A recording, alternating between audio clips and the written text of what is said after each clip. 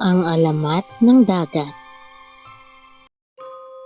Noong unang panahon, ang dagat ay hindi pa maalat.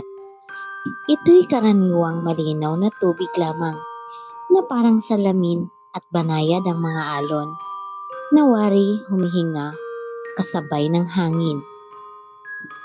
Kapag sumisikat ng araw, kumikislap ang tubig na tila binudbura ng ginto.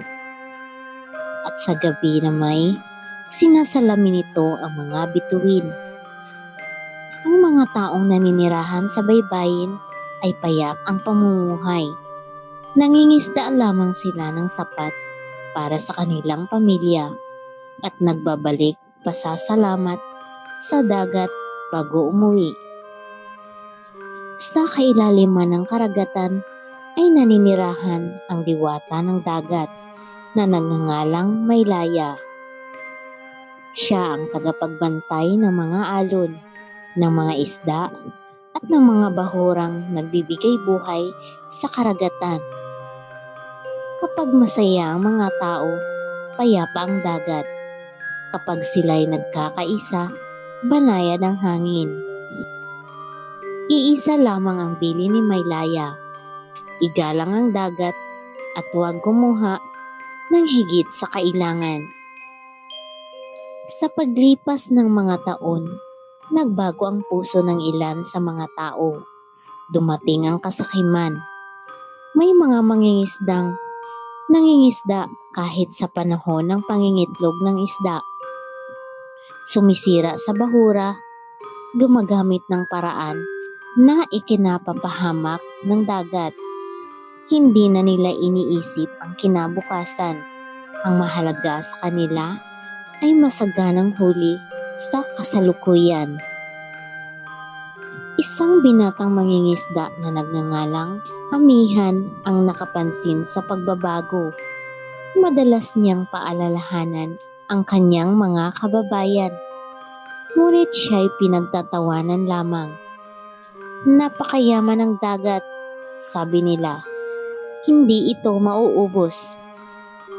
Sa tuwing maririnig ito ni Amihan, tila may kirot sa kanyang dibdib, sapagkat ramdam niyang unti-unting nasasaktan ng karagatan. Isang gabi, sa gitna ng katahimikan, umangat si Maylaya mula sa dagat. Ang kanyang buhok ay kasing itim ng kailaliman at ang kanyang mga matay kasing lalim ng karagatan. Ang kanyang tinig ay marahan, ngunit mabigat na sa babala.